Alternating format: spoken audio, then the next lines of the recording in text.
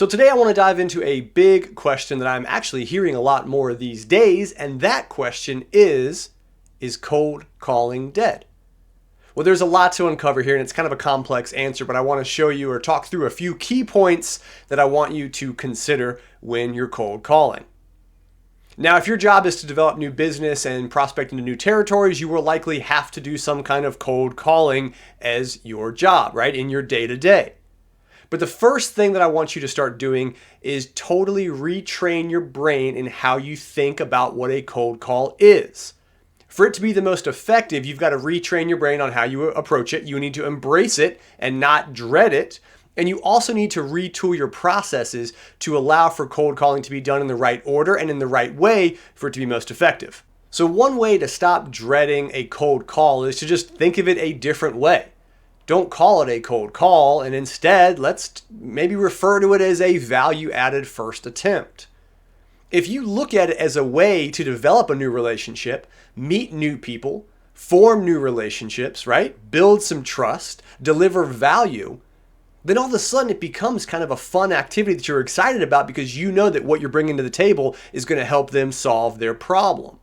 Now, before I go any further, if you're in sales and you want to get more information, I have what I call the Motivational Selling Monday newsletter. It's totally free, and I'm going to put a link in the description where you can go there, sign up, and every Monday morning while you're prepping for the week, you can read some content that's going to help motivate you and help educate you on how to get the best results. Now, let's get back to it. If you go into a cold call with the intent on trying to sell something as quickly as possible on that first call, you're going to fail. Because let's be honest, when is the last time you called somebody out of the blue who does not know you, and on that first call, you sold them something? It pretty much never happens anymore, unless maybe you're selling a really low ticket item to a customer that you know needs that item. So again, if we just go into it just wanting to deliver more value, that's going to be really critical in this. We also have to understand that cold calling is not your only way of prospecting. Now, while cold calling itself is a standalone, task that you're going to do, let's add it and make it part of a larger process. And what I mean by that is cold calling is just part of your cold prospecting efforts. So there's lots of things you can do in cold prospecting, and some of those things will be a cold call. But let's figure out when to do them and in what order. So first, with any cold prospecting efforts, I'm always going to recommend you send a cold email and then a cold connection request. Think of that as on LinkedIn or something, and you want to make sure that you're sending a personalized message. If you do that and you send them some kind of value in that reach out attempt, then when you cold call, there's going to be a little bit more recognition, right? They're going to be a little more familiar if they've looked at that, right? But here's the ticket with this. Here's the really cool thing about it. Let's say you don't have their email or they haven't seen the connection request just yet. That's okay. You're still going to reference that in your cold call of, hey, Mr. or Mrs. So-and-so, I sent you over an email or a connection request the other day and it had this piece of information in it. I just wanted to follow up and see if you've had a chance to take a look at that. And specifically, I wanted to go over one part in that. If they haven't gotten it or the email bounced, then you could say, oh, I'm so sorry. Okay, I sent it to this email. I guess that's not what I had. What's the right email? And I'll send it over right now for you. It's just a little bit more natural, and that's going to get you more responses and help put their guard down because you're being more human, right? You're being more relatable to that person, okay? And you're not just calling them out of the blue saying, hey, can I have a few minutes of your time to interrupt your day? Again, you're trying to deliver value. Now, let's say, for example, you've tried the cold email attempt and you've reached out on LinkedIn, and now in your process, right? And I'm really big on systems and automation and putting in whatever processes you can for your sales funnels and your sales cycles.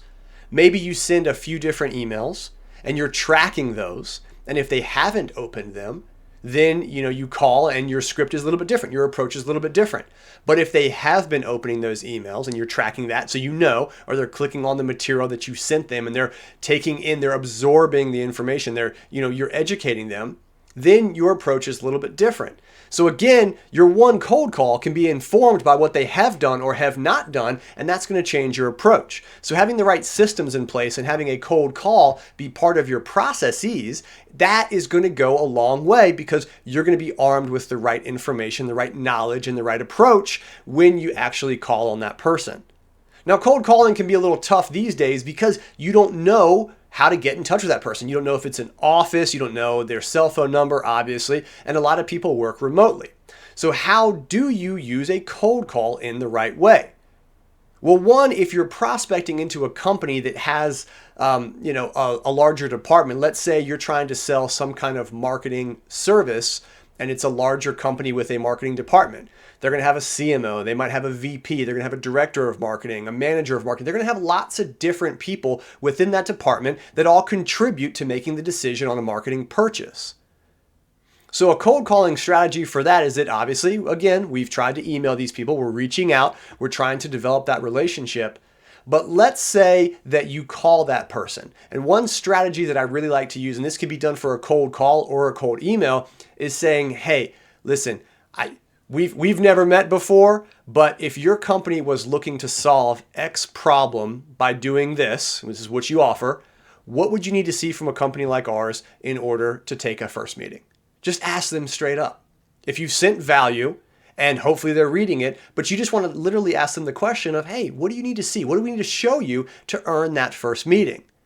That also goes a long way in developing trust and putting their guard down and essentially putting them a little bit in the driver's seat. I also want you to remember something as well, and that is that your process will take time. It takes, on average, at least 7 attempts for a prospect to respond or acknowledge your existence. I don't want you to make all 7 of those attempts a cold call. Mix it up a little bit.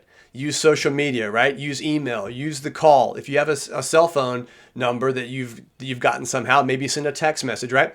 Use different types of communication preferences and be recording those. Because if you're recording those and you know their preference, then the next time you need to reach out, and if you have the right systems built to do this at scale, you can say, hey, this person communicates better at these times and on these devices and in this way. So instead of just trying to cold call everybody and expecting that to work, mix it up a little bit. I hope that helps, and good luck in your cold prospecting.